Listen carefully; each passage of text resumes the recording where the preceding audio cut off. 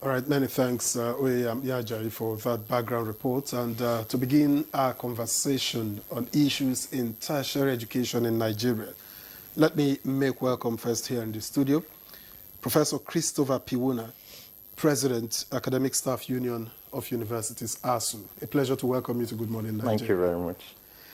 Let me also introduce Professor Andrew Haruna. He's Secretary, Committee of Vice Chancellors of Nigerian Universities. We thank you for coming. Thank you, sir. Thank you.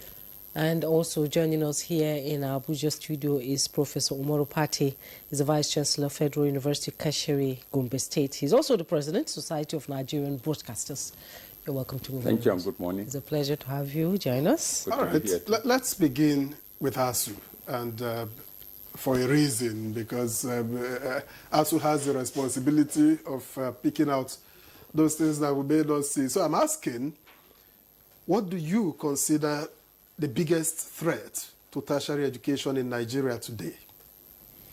Well, thank you very much, and thank you for this opportunity to talk about some of these challenges that we've continued to face in Nigerian universities. I think if you just go back history about tertiary education in Nigeria, whether it was the Cookie Report of 1981, the Gray-Longe Report of 1991, the Etsunupe Report of 93, or the Vision 2010, Vision 2020, each of these reports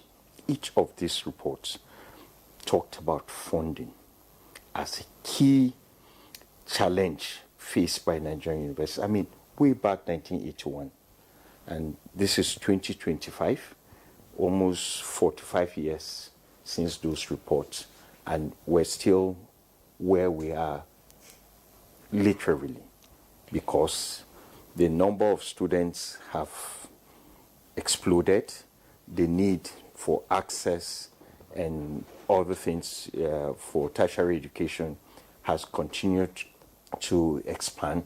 And so funding is a critical issue in Nigerian universities, and closely followed by issue of conditions of service of staff in Nigerian universities.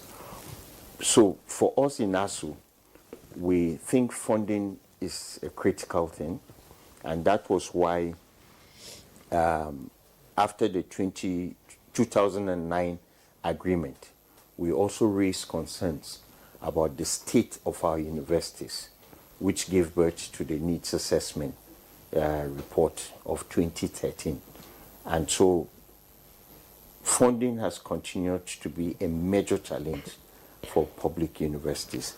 And when you talk about funding, you know, over time, because of maybe TED Fund and other intervention agencies in Nigeria, we tend to look at infrastructural decay and decline as the major problem that concerns funding. But take the issue of training, the cost of training an individual, a graduate, an undergraduate. As at 2010, the cost of training either a medical doctor, a veterinary doctor, or a student in dentistry was about 770,000 naira. The exchange rate at that time was $360. Someone who's studying agriculture, the cost of training him way back then at this exchange rate was about 370 or so. Look at what we have today as the exchange rate and the number of students. So when you look at a university that has full accreditation of a program and the cost of training each of these students, you will see that the issue of funding is so ugly in Nigerian universities. That is outside this infrastructural issues that we think funding would address. So even to train a student in a program that has full accreditation. The library is there, the laboratories are there, the hostel is there, light is there, excluding the cost of living. So funding is very central. But the issue of welfare of staff, and recently we've said, look, everybody's going through these difficult times. Yes, as president of ASU, we're concerned about our members. They elected us. But even the university itself, we're just talking about doctors' strike just before this program. Nurses are on strike, sorry. How much can doctors achieve without nurses? A doctor will spend, say, 15 to 20 minutes reviewing a patient, and the remaining 23 hours in a day he's with the nurses. The nurses have gone on strike. The point I'm trying to make is that the university system needs to, the government needs to address the welfare of all those who work in the university system. And we're making a case for improved salaries for academic staff and non-academic staff in the universities. It is very important for us to have a system that works for all of us that are in the system. So funding, welfare is very, very important. Other issues that have compounded the issue of funding include proliferation of universities. So funds that are not available are spread over a very wide area. And so it goes very thin. Very thin. You know, for all right, we'll get to a lot of the other issues as the program progresses. Professor Pate, I'd like you to share with us your experience running a university. Thank you very much. What my president said is absolutely right. And from my little experience as a vice chancellor, I've realized that if you are leading a university, there are 6 or so major areas that you must focus your attention on. 1, academic and physical development. 2, funding, like you said. 3, staff and students' welfare. 4, quality assurance of the programs you're offering. Next is town and gown relationship. And of course, ICT development in the current era. And importantly, leadership at all levels in the system. These areas are very critical. And having a university is not just having the buildings. The number one element in a university, the staff, the quality of staff that you have to run the system. You don't go to a university simply because there's a huge building or a very beautiful structure there. But you go to a university because of the quality and competence of the staff who are in that particular system. You follow professors to go and learn. Now, in a situation where the number of staff available is either depleting, non-available, or the training level is weak, then definitely there will be a major gap. And that will translate into what we call quality assurance of the program that you're offering. And when you're talking about quality, you're talking about the quality of the type of staff you have offering the teaching, either teaching or non-teaching services. You're talking of your library, which may appear a bit non-visible to a lot of people, but very, very important. You're talking about the quality of your laboratories in any university where you have to close down your laboratories, you have to close down your library after official working hours, either because you don't have electricity or because people are on strike, then that university is not designed to be great. Laboratories and libraries are supposed to remain open 24 hours, but you know that we cannot do that in Nigeria. Universities today are becoming engines of innovation globally. Whether we are prepared for that is a question. Then, issue of staff and students' welfare. The ASU chairman is here. When I started as a graduate assistant, My salary around 300, maybe 320 or thereabout, could give me up to 150 or more dollars. But today, if I tell you my salary and then translate it into dollars, definitely you understand that instead of going up, It's come down. well, I didn't say going down, but then definitely it ought to have been better. And if I compare my own stand with the stand of others at my own level elsewhere, definitely there is also a need for serious improvement. Then the issue of town and gown relationship. You cannot, the universities do not exist in vacuums. They exist within communities with strong relationships extending to the highest level of offices in the land. Relationships externally, relationships with local communities. In some universities, they don't have land.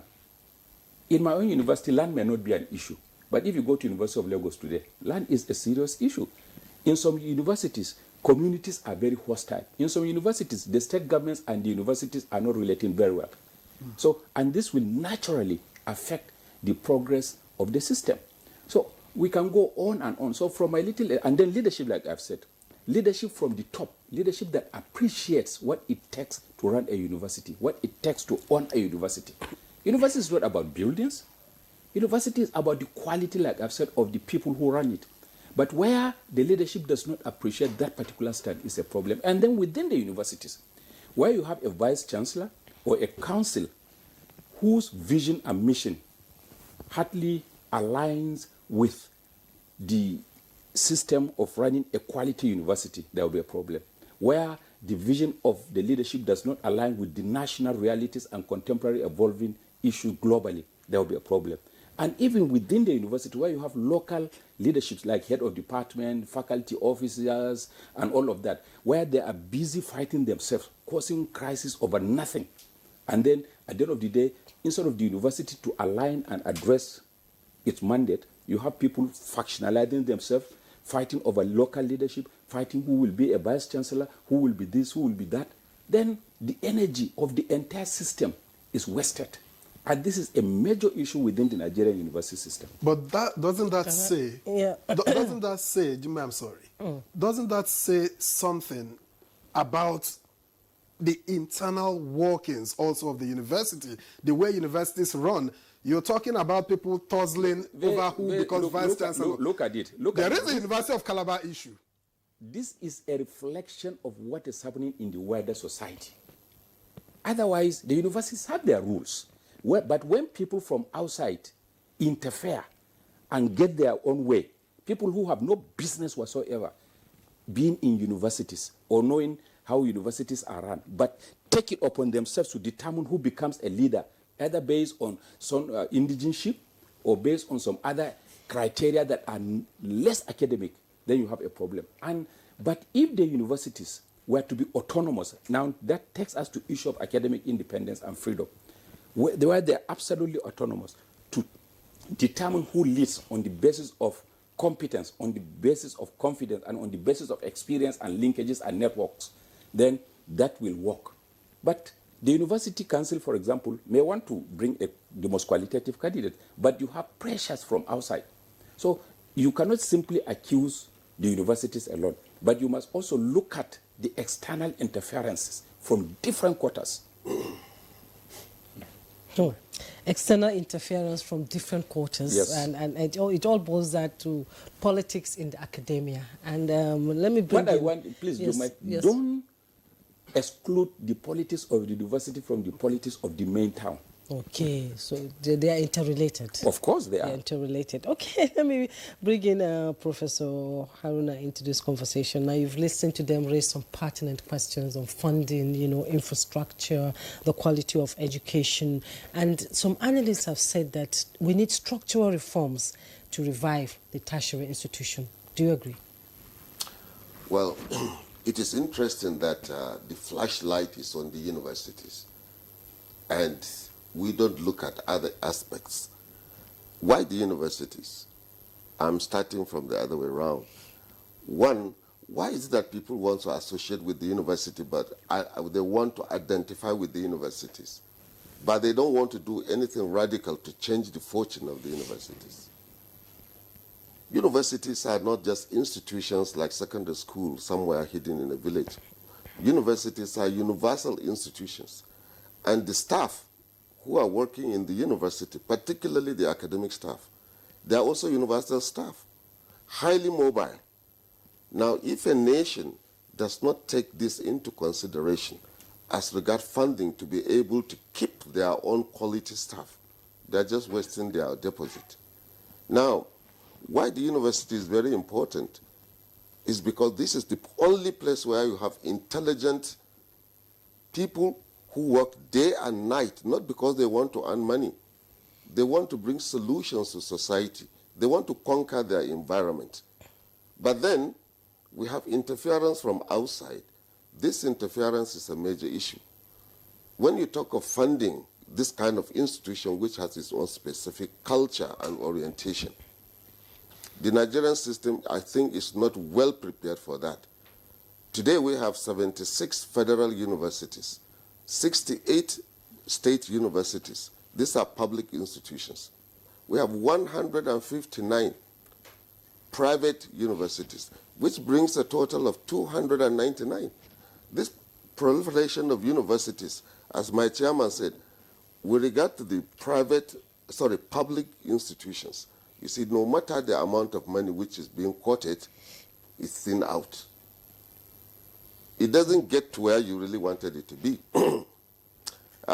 Secondly, when you go through the history of the Nigerian university system, in the early 70s to 80s, the whole thing was manpower. We want to provide manpower for our own system. Okay? We have three key functions: teaching, research, and community service. Now, the thinking of government as we were growing up is just to provide salaries and, in some respects, overhead. No money for research. Which is very important. But no, that is key. It's key. And this is why we are suffering today. You have an institution like TED Fund. Now we have expanded the universities. One single research can take you 15 to 20 years. And then you'll be given maybe 1 million and go and conduct research. It's not like driving a car from Lagos to Maiduguri. After 20 hours, you have arrived. No. Some researches take you more than 10, 15 years. And some in the sciences, heavy equipment, manpower is critical. Energy is critical. So when we talk of funding, I tell you honestly speaking, there is no funding with regard to the Nigerian university system. I'm the Secretary General of the Committee of Vice Chancellors. I know what the Vice Chancellors are going through. Even the little overhead you give them, every hour they are called to Abuja to report for something which is completely non-academic. I don't think there is any Vice Chancellor who has 24 hours concentrating on thinking how to solve the problem of the universities. Because of what? Interference. So even the little funding, so-called funding, is wasted. Now, laboratories, take for example, energy. The number of students has multiplied. Hostels, one single hostel. My colleague, a Vice Chancellor, is here. We don't pay fees in the public universities. Now, bed space from 1970s, when I was in the university, was 90 naira. 90 naira. And until today, it's still the same 90 naira. Because the Vice Chancellors are not allowed to charge fees. Now, they pay over 100 million monthly for electricity bills, some of the universities. There are no cafeterias in the universities. The students use electric cookers. And they tap electricity from this same source where the VCs are running their laboratories from. And if they increase charges, there is going to be trouble. So in essence, I think government wants institutions, but they are not prepared actually to really run these institutions. They don't seem to come to, ASU has provided statistics on how to manage or how to fund one single graduate in the university. These statistics are there. But why wouldn't they match these figures with the funding they provide? We want education, but we're not prepared for it. Then one other critical point. I can tell you confidently, Any professor working in the university today, he's doing it on charity, for the love of the job, and the love of his society. Why are other sectors of Nigerian society funded immediately when they needed money? Money is pumping there. But when it comes to university, where you have the intelligent people of your society, where your system survives on them, but these are the people you treat as trash. And you can see it reflected in the society. We have monetized every aspect of our society such that a professor doesn't mean anything. Because he doesn't earn much, he's useless. Forget it. You see, education is what gives you liberty. It liberates you, and after you have been liberated, you contribute to society. But today we have not allowed that freedom. So funding can go in different ways. One person whom I have benefited from his experience and his kind of quality of training was late Professor Jibril Aminu. Professor Jibril Aminu had a plan when he recruited me as a graduate assistant. He looked into the future and he was able to give me the orientation of what I will do in the university. And I called him the man who planned, okay? He trains and he also retains. He trains and retains. Now in our own system here, we have leadership that trains if the training at least takes place. But there is no master plan for retaining what you have trained. We train for others to take them away. Because of what? Not that the Nigerian system is bad, but the environment is so horrible and hostile.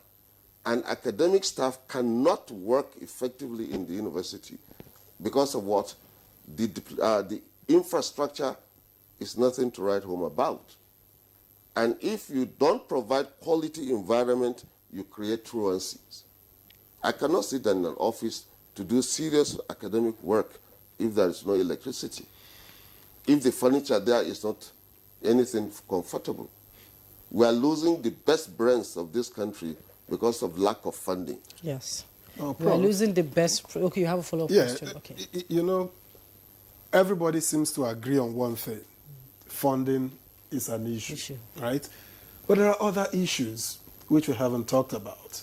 And since we are still in the realm of identifying the issues before we begin to discuss how to tackle them, I'll go direct. There is this issue of about 300 students, dentistry students, asked to go. That's at the University of Calabar. That's one. I don't know where we categorize that kind of issue. That's not a government issue, if you ask me. The University of Abuja also comes to mind. The leadership tussle is just, it's an uneasy calm at the moment. The leadership there is still interim. They have not been able to coast clear of the challenges that they had a while ago. Where do you categorize these issues? And I've heard the National Assembly, yes, funding is an issue, but National Assembly also says that vice chancellors earn a lot internally, their IGR, and they are unbudgeted, they just spend. So this pie is not big enough. We're talking about the health sector. Our newspaper reviewer said the health sector should be accorded, they should get much more than everyone else. The education sector feels the same way. Everybody feels the same way. This pie can't go round like that. So the little we get from elsewhere to augment, I don't know how much we are doing with it. So these three issues, where do we categorize them? Well, I can tell you, no vice chancellor is earning enough. You see, I was a vice chancellor. Let me tell you where the misconception is. If they talk of internally generated revenue, the vice chancellor, where do they get it? You see, one, if a vice chancellor gets money, there are specific things which he does with this money. Now, if you collect 200 naira from a student to give him an ID card, that money goes to this ID card. If you collect 5,000 so that you can clean the toilets, buy detergent and what have you, that's what you employ to provide quality environment for the students. If you ask the student to pay 1,000 naira for sports, that's the money where you send for sports. Now you see people from outside look at all this sum of money and think this is internally generated revenue. If the Vice Chancellor does not provide the sporting facilities, does not provide the exam booklets, does not provide the ID cards, the student will challenge him because he collected this money and told them, this is what I want to do with this money. Now, when you talk of internally generated revenue, this cannot be internally generated revenue. And the total sum of this, when it is looked into the account of the Vice Chancellors, you get people from all aspects we want to go for oversight to look at what goes on there. Virtually, there's nothing. So that is what I want to explain with regard to so-called idea of internally generated revenue. There are other aspects, services which they can provide and get money from, but they don't even have the energy. If they have consultancy services, they can run services, but then the facilities to sustain the infrastructure to provide services to the outside community, to augment what they have, that is almost nearly non-existent. Now you talk about tussle. Well, I'm the secretary of the pro-chancellors of the Nigerian universities, of all the federal universities. And I can tell you, we have high-quality people there. But then, even they themselves, when they manage the universities, there are quite a good number who are independent-minded, doing things according to the law, because these are men and women of integrity. But I tell you, sometimes the pressure from outside, the interference, conflicting circulars from the ministry, denying them this autonomy which they ought to have, is enormous. So the issues are not just straightforward as it is. But I can tell you, interference, governance interference in the university is critical. And unless we allow the universities to run the way they ought to, even the pro-chancellors are finding it extremely difficult to manage that. Will you attribute the University of Calabar issue to interference as well? Well, I am not from the University of Calabar, but I received information from the Vice-Chancellor, since I am the That's why I'm putting it to you. Yes, but there are many, it's multifaceted. You know, it's not so easy to say this is the point, you know. But I am sure the governing council and the Senate of the university, with the management, they will be able to solve the problem. They over-admitted. Yeah. And you're asking 300, someone, a high-ranking person in the university even says that 300 students should go learn a trade, quoted as such. Well, I can after tell 300 level. a vice-chancellor will have a quota of 200 people to admit. He has closed admission, or he is about to close admission. You get the pressure from somewhere else, from the blue. You got to do this. If you don't do this, this is the sanction you get from another direction. All right? I'm not saying specifically that is the case with Calabar. The Vice-Chancellor will be able to answer. But I tell you, most of the problems the Vice-Chancellors face is interference from outside. Before I round up this session, let me give you an example. Even the recruitment exercise, a Vice-Chancellor cannot recruit even a graduate assistant. And a professor who is there, who knows the quality of the kind of people he will work with, they are not allowed to do that. Now you have to go through a chain like a normal civil service job. Go to this office to get clearance. Now, when you go to this kind of offices to get the clearance, sometimes you don't end up with the quality staff you wanted to recruit. Because of what? Because of this kind of interference that comes in. For recruitment and for admission, Vice-Chancellor should have no pressure from outside. Then you will see the kind of quality they produce. Because no Vice-Chancellor was appointed just because he is a professor. He earned it. Professorial position is not a political position. I said it severally when I was VC. Unless you catch me on corruption, I can abandon the job. It's a thankless job. I have not lost an election if I leave the position of a Vice-Chancellor.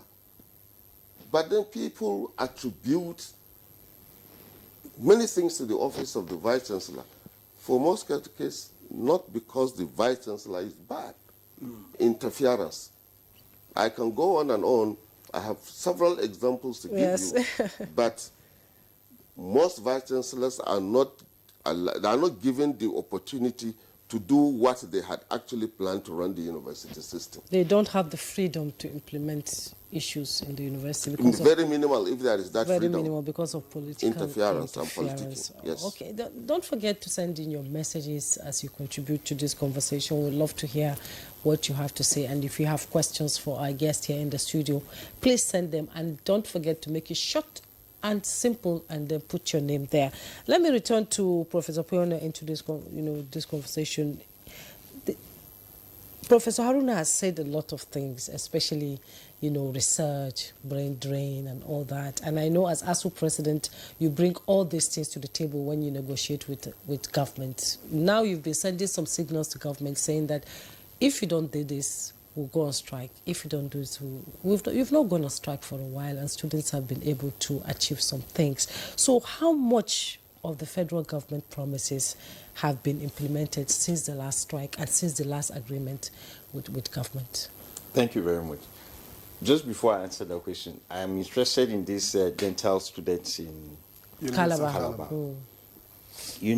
For you to get accreditation, there are certain things you need to put in place. For instance, in dentistry, the dental chair alone, there is a minimum number that you need to have. They are very expensive. I don't know the exact figure, but one chair is close to 15 or 30 million naira or something like that. And the accreditation is very limited. So it takes us back to this issue of funding. If Calabar had been properly funded by government, it's not just the issue of the university, it's those who fund the system. If Calabar had been properly funded, they can afford the minimum number of, say, dental chairs that are required. Staffing, very critical. Dental lecturers are very scarce. They are very scarce. And so it needs some very meticulous planning to get their full accreditation and all of that. And so it is just, in addition to what Professor Haruna said, besides the pressure for admission, there are basic things that need to be in place for you to get, accreditation to move. There's hardly any dental school in Nigeria that has more than, say, 20 at a time.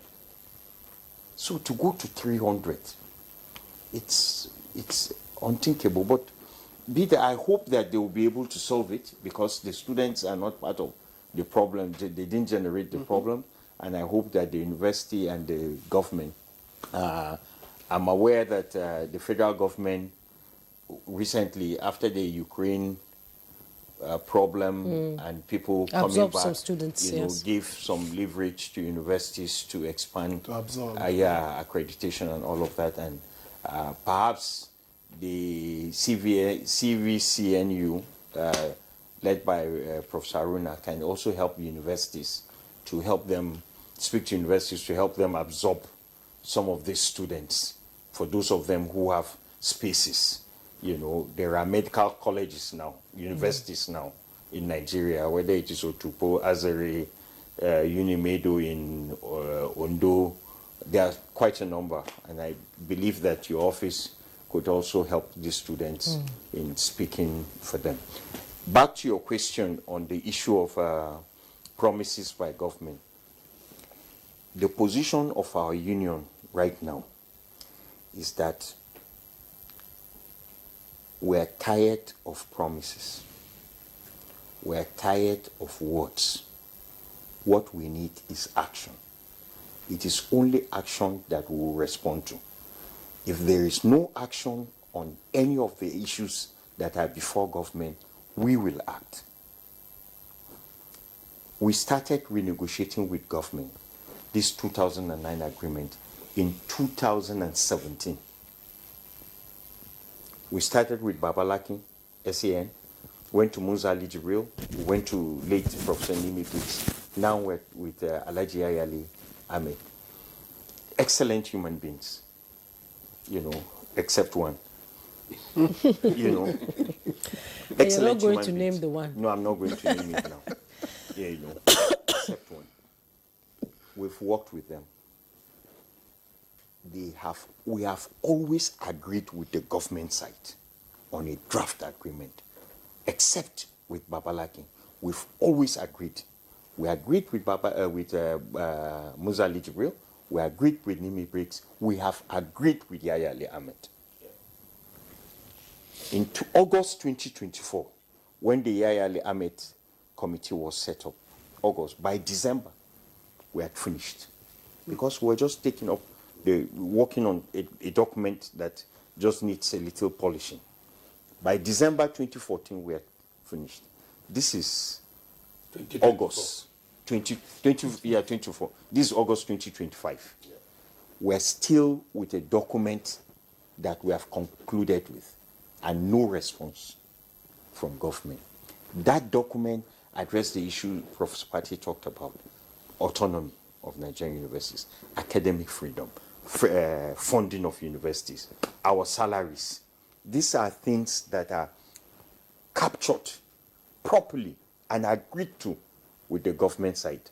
But to this date, government is dragging its feet. That is an area that our members are not willing to compromise. So until and unless government comes back to us with that document for signing, then there is trouble. There's problem on ground. That's one. And when you look at the other issues, revitalization fund for these universities, in April this year, government promised that they will release 150 billion naira in 3 tranches. First 50, another 50, then another 50. And at the time they made the promise, they said in 6 weeks they will make the first release. This is, again, August. Government is dragging its feet in doing that. We have other issues such as third-party deductions of our money, our cooperatives, our union that is still being held by government. Nothing is being done about it. We have this issue of promotion arrears from 2018, 2019. The Vice Chancellor is here, and I'm sure that in his university you would have pockets of such members of our union that have not been paid promotion arrears. The government, after removing subsidy, decided to give a salary increase of 35% to members. They are still owing us for about 12 months. That has not been paid. So, and we've had promises, assurances that these things will be done. Nothing has been done. We understand. But have you followed up? Yes, we have. We have. To the credit of this current minister, Dr. Alausa, he has engaged us. We've had meetings, we've had conversations with him. He's a gentleman, but I think that the description of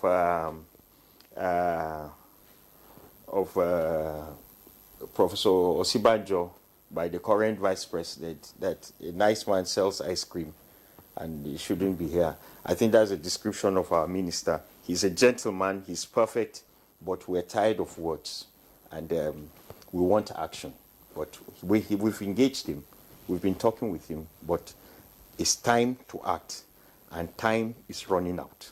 We want him to act now. What is ASU's position on the current funding model for Nigerian universities? Now, I know that government has considered some things like pulling out from IPPIS, which they have considered. I'm not sure that has been even as efficient as IPPIS because I know that salary doesn't come as quickly as it should come, comes well into the next month. I don't know if that was the right path to do, but that's on one part. You talk about the power to recruit. I think government also considered that you could recruit without necessarily going, through all the bureaucracy. Oh, Professor Patti is shaking his head. Actually, I was going to say that question should be answered by because I think he would have the perfect answer to whether for that IPPIS were out of IPPIS or were still there, and whether he can recruit even a graduate assistant. Professor Patti. Professor Patti. Please don't put me on the spot. But I can assure you things are not as they should be. Yes.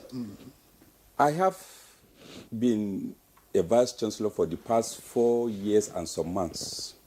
Believe it or not, I have not been able to recruit a single staff in my university. And it's not because you don't want to.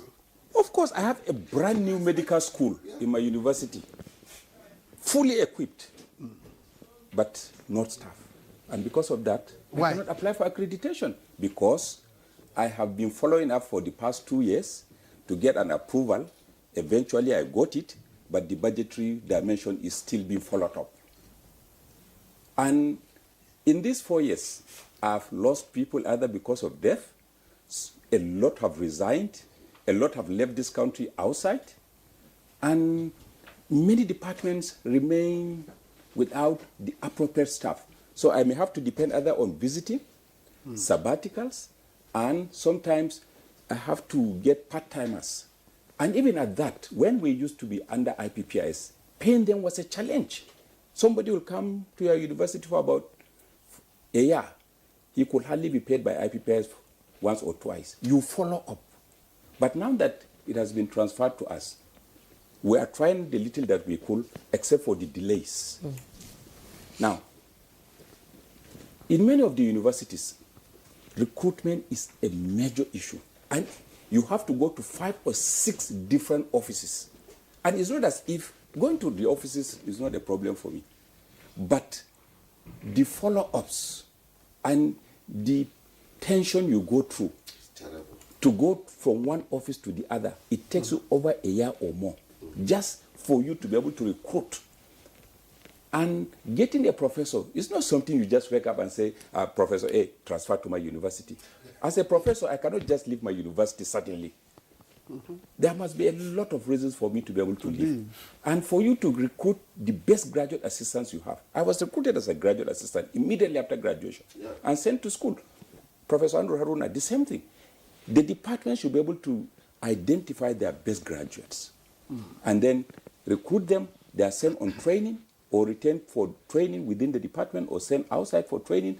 And at very young, tender age, by the time they are back, they are ready to serve the system brilliantly.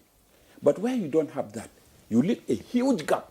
Now you go to many of our departments, we don't even have graduate assistants any longer because we cannot recruit. The assistant lecturers have moved up. So below There's the a line, gap. we have a huge gap. And if accreditation is coming to a university, there's what we call staff mix. You need to have people along the chain.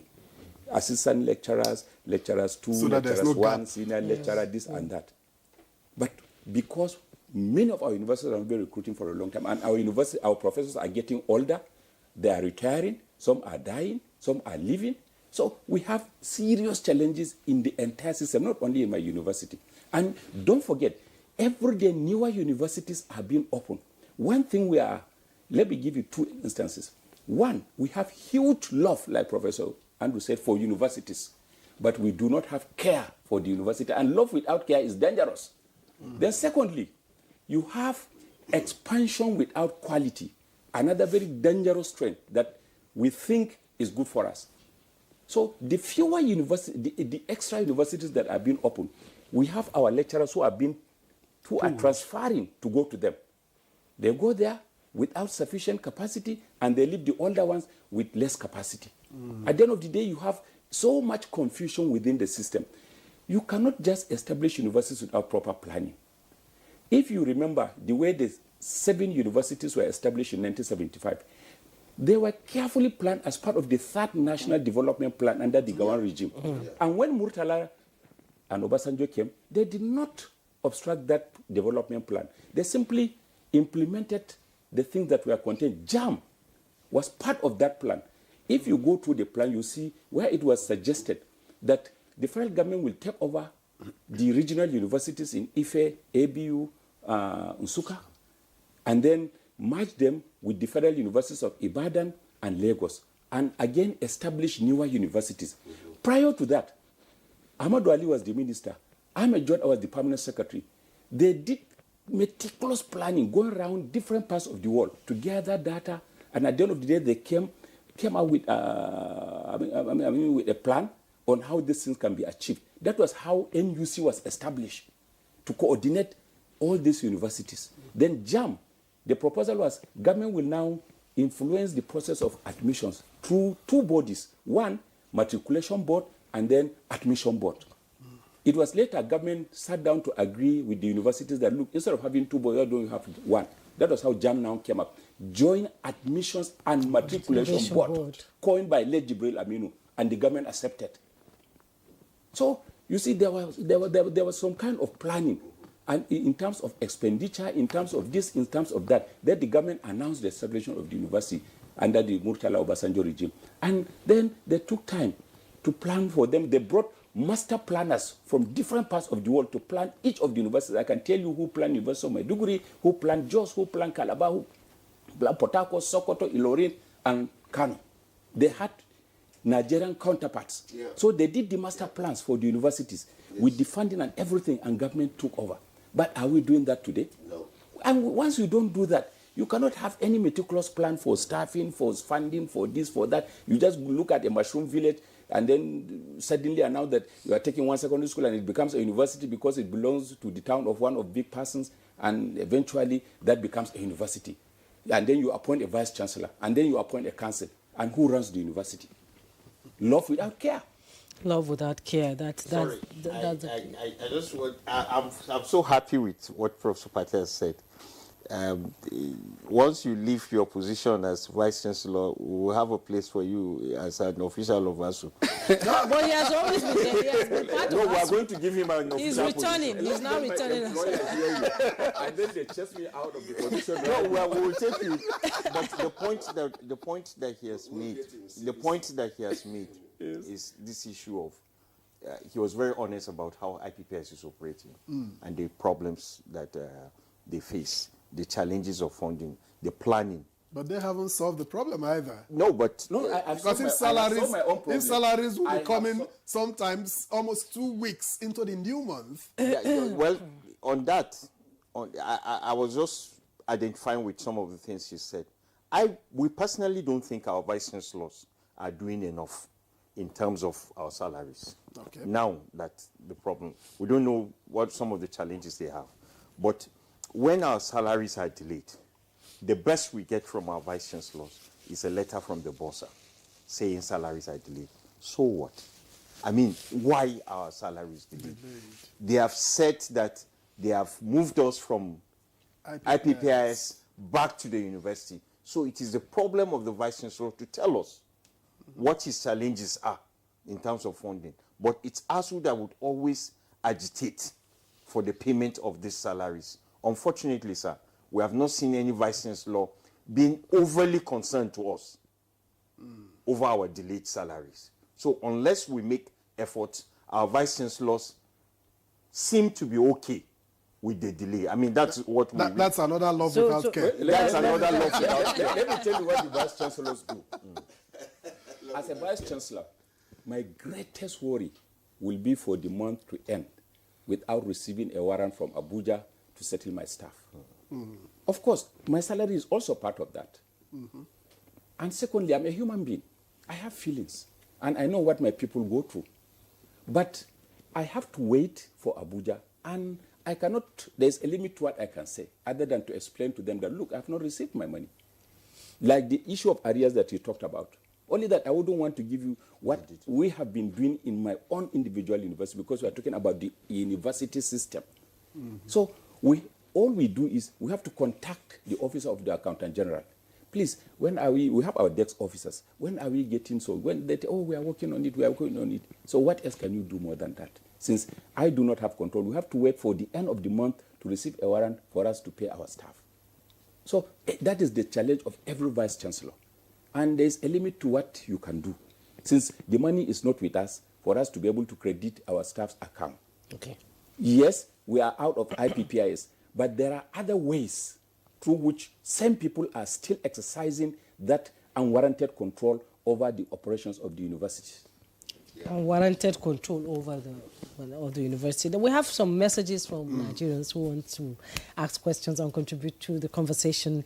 Let me begin with he didn't put his name there. You should always put your name so that we can identify you. Listening to the VC of the university from Gombe, re-emphasized my personal study that many universities in Nigeria are politicized, that merit is no longer a criteria, but other standards that are inimical to ensure that the universities retain the name Ivory Towers. Another one said in Nigeria, tertiary institutions face various challenges, including inadequate funding, outdated curriculum, lack of infrastructure, poor quality of teaching, and limited access to educational resources. These issues have led to a decrease in educational standards and hindered the development of skilled workforce. That's coming from Dr. Mustafa Mohammed Abubakar. You sent such a lengthy said that I can't take them all, but I think I've taken the one that is here. Please abridge them next time. Dr. Mustafa Mohammed Abubakar from Abuja. Another one said, I pity tertiary institutions in Nigeria. Just look at students' hostel, beds full of bed bugs, toilets very unkept, source of fecal pathogens. Pity students from federal universities, pity their lecturers. They are doing just charity work. If this situation is not corrected, Nigerian development in all aspects is an illusion. And Ben Uzo said, some university lecturers appear to be demigods. This crop of lecturers make it difficult for students to graduate, even when these students are intelligent. What will these lecturers achieve in this act by blocking the future of students? A lecturer nearly frustrated my brother from graduating in pharmacy at UNN, even when my brother was academically and morally sound. That's Ben Uzo. And Alhaji Garko from Karo side said, good morning, Nigerians, presenters, and your guests in the studio. Education is great key to success and development to human existence. Our past and present leaders, including successful individuals, went through education. Nigerian leaders should take it serious in funding public tertiary institutions in Nigeria in order to discourage our youths from seeking for education abroad. Alhaji Garko. And Yasda says strikes have been a mechanism used by professional bodies to achieve certain goals. In Nigeria, when ASU goes on strike, there seems to be minimal impact on the government. What other strategies can ASU deploy to ensure that their demands are met in case of strike? In case strikes does not work? And there are so many. Victor, you can take some. No, we'll deal with these ones. If there are responses, yes. then we can. Another one said there's interference, but yes, there's interference, but the prof is economical with the truth. Too much collection from the universities, deptal faculty courses registration. Each student spends up to 150,000 and above for this registration. Some course registration are as high as 15,000 naira. Federal universities are even more expensive than private. Do you agree with that? We need evidence. Yes, another one said, morning NTA, please. I don't think our school is under NUC and they are still operating, wasting our time. Yeah. I think it is high time the government step into this. The name of the school is Melwa International University, Masaka. Please look into this. Thank you. I think that you will be able to respond to that. Another one says, it's a shame that universities in Nigeria have to go on their knees begging for funding and a justifiable remuneration. It is needless to remind our leaders that education is the bedrock of any developed society. Why are senators and honorable members earning millions monthly beside the constituency projects allowance given to them or on a quarterly basis, yet mostly divided? That's coming from Jumari Fatima. To the ASU president, why are you not giving priority to academic staff welfare? The federal government gives federal employees 25% of their salaries, but you are not following for academic staff. That may contribute to brain drain of the academic staff. I want to say good morning, my distinguished guest, professor in the studio. I'm highly impressed with your honest discussion on the problems faced by the university system over the years in this. Funding in the university is key if our university system is to operate at its best to realize the best outcomes. This one is too long. And yes, Professor Salman Abiodun Abdusalam, University Librarian, Kwara State University, Malete, said, good morning. Essentials of the tertiary education challenges in Nigeria have been brilliantly addressed by the three discussants: funding, staff welfare, quality of training, and external political interference in the administration of the university. However, I'm of the opinion that license approval for the establishment of universities, especially private, should be moderated and controlled for quality assurance. Efforts and attention should be directed towards the existing universities. Also, research by universities should be industry-driven such that the researches could be patented and a means of IGR, if you like, That's Professor Salman Abiodun Abdusalam. I think most of the issues have been addressed, apart from the one directed at the ASU president. Yes. That are not doing enough. The Maiwara University NUC, I think you'll be able to talk to us about that. Well, Prof, perhaps while you put your thoughts together, we have to pause and go on a break. When we return, we'll continue this conversation. Please don't go away. All right, we thank you very much for staying with us. It's been an interesting conversation, a touching one too, on the issues affecting tertiary education in Nigeria. And just before we went on this break, we were talking about taking responses from our guests, from our viewers. And Professor Andrew was going to respond. Well, some of the comments by viewers was excellent. Let me say something which will tie up good comments provided by my colleagues here, about the development of Nigerian universities. You see, I run the organization CVCNU, which is 63 years old now, because it came as a result of this master planning. Okay, the NUC was there, JAM was there, and then in the cabinet office, the first 5 vice chancellors came together and said, how do we advise government to run educational system in Nigeria, and this where they can also dialogue and provide information. Then you see the universities were independent. Unfortunately, today, a university is set up when somebody somewhere moved a motion, and then he said, I want a university in my community because it will provide jobs, it could provide this, it could provide this and that, counteracting the master plan which Professor Pate earlier mentioned. And as a result of this, even when councils are to be appointed, when vice chancellors are to be appointed, this same mover of the motion will insist, it is my own motion that brought about the existence of this university. Therefore, the vice chancellor must be allocated to me. The registrar should be the one to also propose the names. Then you lose the federal character. Secondly, after that, it comes to the issue of recruitment. Such individuals will sit down on the neck of the vice chancellor and say, hey, I move for the motion for this university to be situated here, and then I influence your own appointment. Now I need appointment letters for people whom I have brought you. So appointment letters are to be provided like constituency projects. I mean, this kind of interferences. Now, we in the Committee of Vice Chancellors of Nigerian University, this is what we see. And this planning has totally been disregarded. When those 5 universities or 7 were being established, a lot of thinking were done. Now, no much thinking is done, but just by moving a motion. You don't establish a university by moving a motion.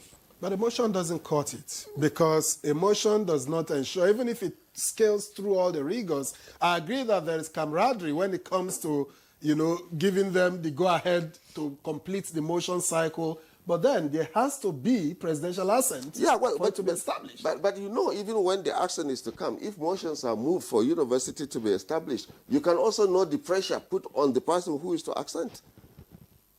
Sometimes they will, you could be put under intense pressure to the level whereby, if you don't even assent to our own, we will not support you in the next coming election. That's the consequences of it. That's what we see. However, I am not saying that establishing universities all over the country is not good. We need it. Nigeria is over. It's the standard that matters. We need standardization quality. Matters. Yes, we don't produce the lecturers. A vice chancellor sitting for 3-4 years, he will finish his tenure without recruiting anybody. And we have PhD holders moving on the streets. We have people with masters moving on the streets. I gave you an example of with an excellent human being, Professor Jibril Aminu. He recruits, we were recruited directly from, when we graduated. The best students were recruited. There are good benefits of that. These students have emotional attachment to the university where they graduated. And they are fresh. Secondly, they have not been diluted. Thirdly, they'll be trained by those lecturers who taught them as they are growing. Thirdly, the management of the university has already made a master plan on how to fill these registry positions. Fourthly, no vice chancellor who has gone through this process will send staff abroad and not take care of them. In the case of Jibril Aminu, when he sent us, by the time we were returning, he knew that these young, brilliant young men whom I have trained to PhD level, they may likely come with European wives or wives from other international community.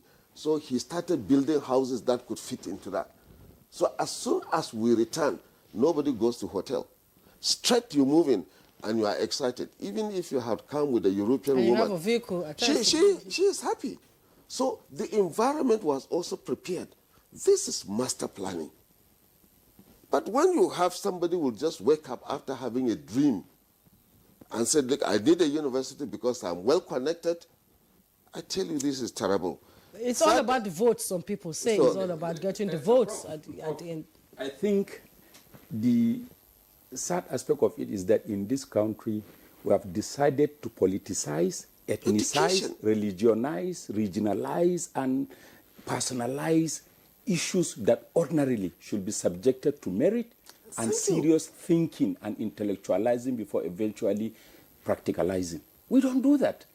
And once you don't do that, there are consequences. We expend funds unnecessarily. Absolutely. We waste our time and efforts unnecessarily talking on things that are of less relevance. Today, universities that are supposed to be modern and productive must be engines of innovation, where you need capable leadership, where you need capacity, where you need connection, networking, and internationalized character. Because I can train a student today, next time he takes up a master's degree in Harvard, in Oxford. I've been going to Oxford, visiting Cambridge, and even Harvard to deliver presentations. And I was trained in a Nigerian university up to my PhD level. But today, I have international branding.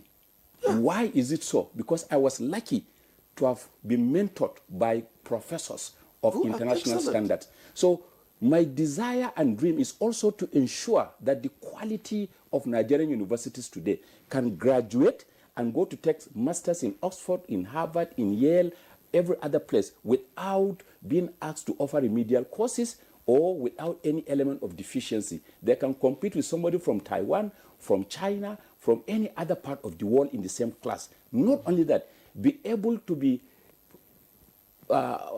recruited as workers in any part of the globe. Now, let me tell you what is facing us, if you don't know.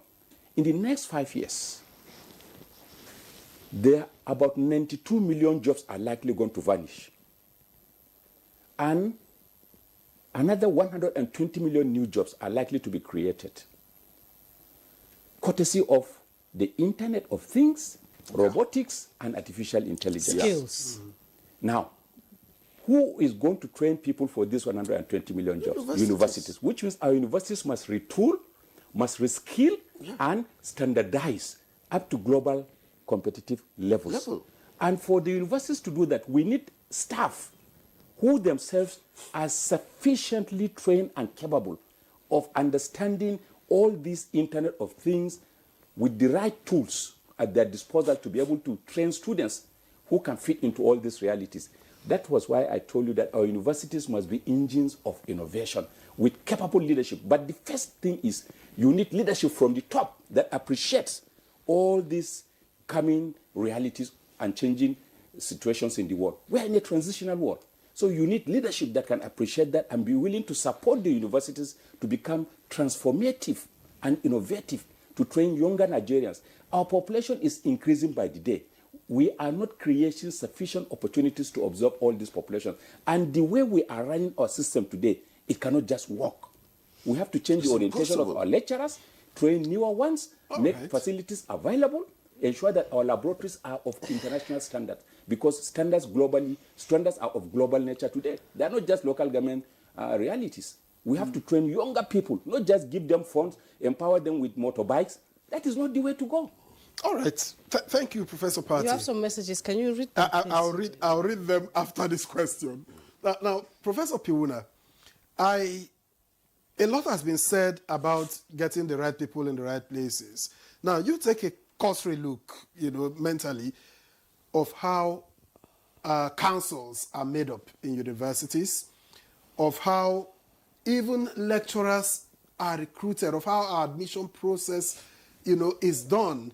You find that in some universities, if not many, that's where we are descending to.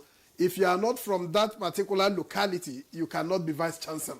It's what I have seen and heard. So what needs to change, and how do we structure these things to make, get the best results for our universities? Well, thank you very much. Perhaps, you had earlier asked whether ASU has models for funding of universities. Yes, we do. We have models. We've proposed the models that are sustainable, for government and the society to ensure that all this innovative digital age, creativity, research-driven knowledge, is enhanced. So we do have models, and these models we've suggested to government that we should work towards the 26% budgetary allocation to education incrementally. So if this year government increases budget to education by 2%, it should go another 2% the year, for instance, until we meet that target. And truly, the last regime, late General Buhari, had said that they had a target of 15%. They want to hit 15%. And we thought that if there is a progressive movement towards it, we'll be able to achieve it. Prof has said a lot of things. The reason why we are not the universities that we are today is because there's no political will. There's no political will. So government will tell you that, there are so many competing demands, and that the resources are dwindling. But we forget that for the renaissance of our society, the university needs to play a central role for social cohesion, even the democracy that we are talking about, economic growth. Education is central to it. Let me tell you a document I came across just this week. I think African universities met in Egypt. We met in Morocco recently. Just last week. Just last week. And the document that came out of that meeting in 2025, go back to the National Education Policy of Nigeria in 2013. 2013. Yeah. You will see a lot of similarities between the document that the African universities are producing in 2025 and what Nigeria had proposed for its own educational system in 2013. So there's no political will. It's not like the ideas are not there. It's not as if the government or people in power do not understand what to do. They do not have the political will to carry out policies and decisions that government itself had agreed to in the past. Coming to the question that you talked about, unfortunately in ASU, we do not share the optimism of these councils. This is the worst set of councils in recent history. It has been proven.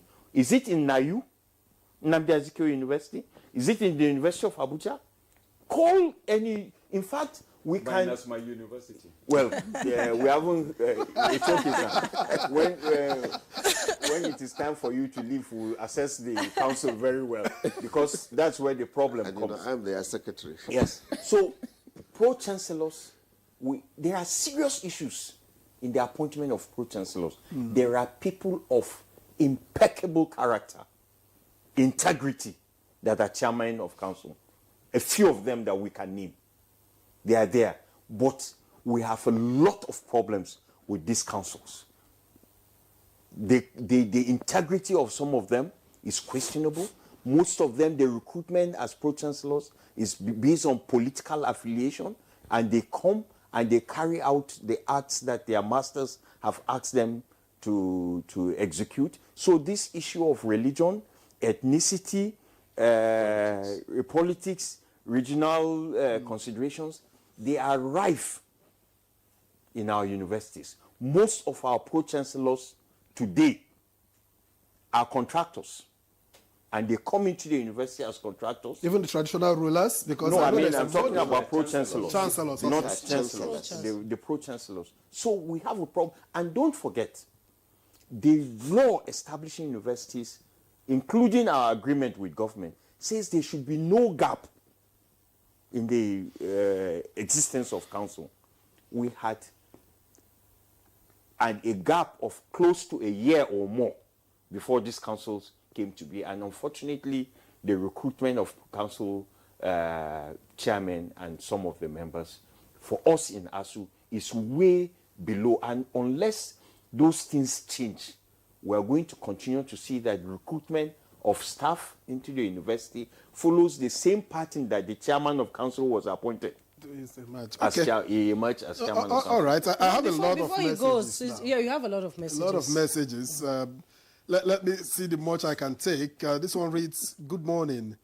This is a very touching subject. I was once a teacher with experience in secondary and tertiary institution. The challenge can be summed under 3 headings: lack of coherent curriculum in the country as this relates to books used, poor capacity of teachers as majority of the teachers do not have the prerequisite to be teachers, so do not care about the students but salaries. And lastly, the governments at all levels pay lip service to educational infrastructure in these schools." Okay? "Good morning, Nigerians need to fund university system very well. If not, we will not get good results." And this one reads, "My name is Samuel Ibrahim from Jos. I'm following your program. Well, it is true that fundings is poor to the university. I also have a different view as per why we do not have quality from our universities today. Lecturers are supposed to be models in character and discipline to students. Today, we see a lot of students becoming tools of sexual satisfaction. For lecturers, no morals nor discipline." Okay, I leave that there. And from Yusuf Olorudare Muhammad in Ilori, "In my mind, the university can do better in terms of IGR. The university is a big community sitting on land of gold, ready to be mined. They should look inwards." All right, and this one from Dauda Michelle has said, "Professor Haruna has said it all, interference." Nana Barao Kumbaja from Nasarawa State says, "Good morning, Nigerians. What are the vice chancellors doing to stop corruption in Nigeria so that Nigerian government can have money to solve university problems?" I'm not sure I get that. And from Khalid Shinga in Gombe, "Good morning. Sincerely, if tertiary institutions are well funded, most of the issues in the tertiary institutions will be solved easily." Okay? And this one reads, my question goes to Professor Pate. "What are the underlying factors contributing to the persistent decline in the quality of tertiary education in Nigeria? And what holistic reforms can be implemented to address the challenges of inadequate infrastructure, brain drain, and outdated curricula, thereby ensuring the production of globally competitive graduates?" That from Minkawe Felix. Quite a number, but I'll just take 2 more. "The solution to all education problems in Nigeria is allocation of 40% of the budget." That's from Sadiq, 40%. And another reads, "To the Vice Chancellor's Secretary, Professor, sir, what is your institution doing to control the quality of education, especially from private universities?" That's from Bello Muhammad. So we don't have a lot of time, but one for Professor Pate, at least I can recall, and one for Professor Haruna. Well, there are 3 or 4 questions, answer all. And looking at the time that we have here, certainly we won't be able to go through. But 1, leadership. We need quality leadership at the level of the universities and also outside the universities that have anything to do with our universities. When I say leadership, I'm talking of competent, confident, properly networked, and individuals who are convinced that they have something to offer as leaders, not on the basis of ethnicity, on the basis of religion, or on the basis of indigenship. If you look at the history of some of our great universities in this country, initially indigenship wasn't an issue in appointment of who becomes a vice chancellor. A university can have a senate that is, or let me just summarize it, a Senate is always better than a council, but a council cannot be better than the university. I mean, than the Senate. So a university is a function of its own Senate. Where you have a Senate that does not have quality leadership or that does not have quality membership, that university is not destined for greatness. And the example I gave you, we must be able to appreciate that a university where laboratories and library is the quality house of assurance. I mean, is the house of quality assurance in any university. But they have to close after 3 o'clock because there is no fuel in the generator. Laboratories have to close because no fuel in the generator or people are on strike or so and so. Then that university shouldn't be ready to call itself a great university. So we can go on and on. We have to learn and take lessons from what is happening in and out of our universities. We have to look at our curriculum and continuously update. Our lecturers must continuously reorientate themselves, and the leadership of the universities must be fair in utilizing the resources available to them. I agree that we also have issues relating to resource allocation in our universities. I have been a vice chancellor, and I know what factor leadership can make. I mean, the difference leadership can make in the growth of a university. So that is another critical factor. That's why I'm advocating that vice chancellors that are recruited or appointed should undergo some kind of training, even if it's just for about a week or two, in management and all of those things, for them to take over. Mentorship is important. So once we have this focus, every other issue within the system can improve. And then we also have ASU and other unions that are also contributing positively in terms of helping the universities to access resources. Okay. All right. Professor Haruna. Well, in 30 seconds, please. Thank you. I'm excited you mentioned training. When I came into the office of Secretary General of the CVCNU, we now have an established CVCNU Training Institute where deans, directors, vice chancellors in office and those prospective vice chancellors, non-academic staff, all should be able to come for this managerial training. We have partners outside the country and within the country. We are utilizing experienced former vice chancellors and consultants who are really excellent in management style. I have made contact with many MDAs to see how professors or vice chancellors could be assisted to avoid some of the traps they fall in when they become vice chancellors. We are researchers. We are not trained for management. But when we become vice chancellors, we need the little rudiments of how to manage a university. Secondly, how do we manage universities, the quality? Again, the vice chancellors had come in careful declaration where they said we shouldn't politicize our system. Giving honorary degrees should not be given to a serving politician. It must be given to only he or she who had made impact on the educational system of the country and not in office. Now, this is where now I talk to my colleagues. They should resist the temptation of giving honorary degrees to those politicians who are in office, because that will help them to manage their university in an autonomous way. And it wasn't so in the past. It wasn't so. Honest. Secondly, not more than 2 should even be awarded honorary degrees. But now we sometimes get more than 2. It's a bazaar. Yes, Okay? yes. And we are I have to stop you there. I have to stop you there. Professor Piuna, how do you see it, playing out? You're sending signals That's that you in might seconds.